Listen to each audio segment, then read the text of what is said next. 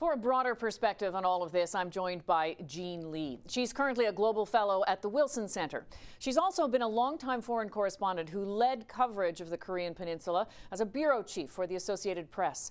She was also the first American accredited to join the press corps in Pyongyang. We've reached her in Seoul. Jean, according to news reports, President Obama apparently told President Trump that the situation on the Korean Peninsula was likely to be the most urgent thing that he was going to have to deal with in terms of foreign affairs. How would you describe the situation now? The pace at which the North Koreans are developing their illicit nuclear weapons and ballistic missile programs is just unprecedented. Now, North Korea has had a program for quite a number of years, but under the current leader, Kim Jong-un, the number of test launches and nuclear tests has been just unexpected and I think very worrying for U.S. partners in the region, South Korea, Japan, China, very concerned that at this pace there could be a serious nuclear breakout on the Korean Peninsula. So say if those four countries, and in some ways they may be unlikely partners when you think about China and the United States, not so much Japan and South Korea, I mean, their common goal is to try to stop that development of nuclear weapons. What are the sources of real friction there? And that's the thing. All of these countries need to work together to try to stop the acceleration of this program. But this is a region with a very complicated modern history. Actually, it's not just a complicated modern history. It goes back thousands of years. For example, China for many, many years throughout ancient history in this region treated the rest of the countries as sort of vassal states. So there's a bit of that ancient and traditional animosity over that relationship. But more in modern history, Japan colonized the Korean Peninsula, Korea, for a number of years from 1910 to 1945. And that the animosities from that period have not been resolved. So Japan and South Korea to this day really struggle over how to address that history.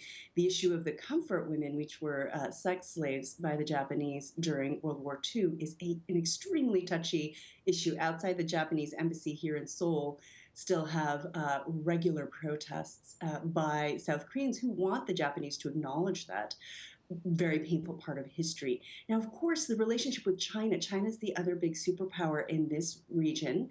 China, as well, is in a standoff with South Korea right now regarding the deployment of a very sophisticated U.S. anti-defense missile shield here on South Korean territory. This is very interesting to watch. Beijing has said that this was a mistake on the part of on the part of South Korea to allow the U.S. to install a system that they believe is a threat to their own security, and is really trying to turn the screws, not directly, but putting pressure on its companies to teach South Korea a lesson by really turning the screws on commerce. So it's really interesting to see how these issues are all playing out. And now, of course, what they need to do is try to address this one common theme that they have, which is how to establish and really try to bring peace to this region by stopping North Korea. You've spent a lot of time covering North Korea, and I know you're actually based in Pyongyang for a period of time as well. What can you tell us about what North Korea might be doing, given all of the tension and uncertainty that's swirling around it?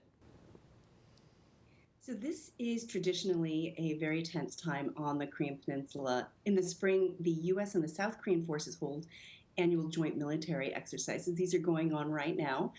And this is a legacy of the Korean War, and I think it's important to remember that the Korean War never technically ended. They fought for 3 years in the 1950s and agreed to put their arms down in a ceasefire in 1953, but never signed a peace treaty. Now, this legacy underpins the North Korean identity. Part of what modern North Koreans think about their place in the world is that they're fighting the U.S. So the North Koreans see these exercises as a rehearsal for invasion, but really what it does is provide them with a pretext for provocation. And that's why we've seen a series of ballistic missile launches banned by the UN Security Council in the last few weeks. Now, part of what they're trying to do as well is to rally the people together to fight what they call this outside force from the U.S., this outside threat. But another thing that they're trying to do is really get on the Trump administration's radar.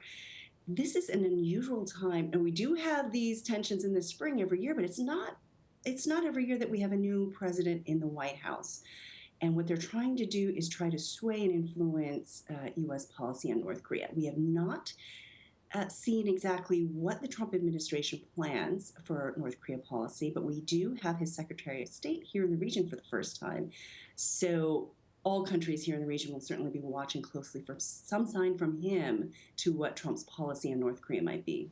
Okay, so I know this is the really big question, but what might it take to try to diffuse some of the tension, to pull these countries back from the brink?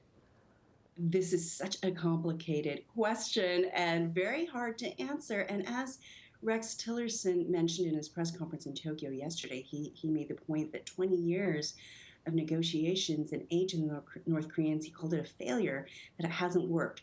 So the Trump administration has said that they are looking at all options and trying to, and that has meant the possibility of a preemptive military strike. That certainly puts this region on edge. But I think that so many things have been tried over the years.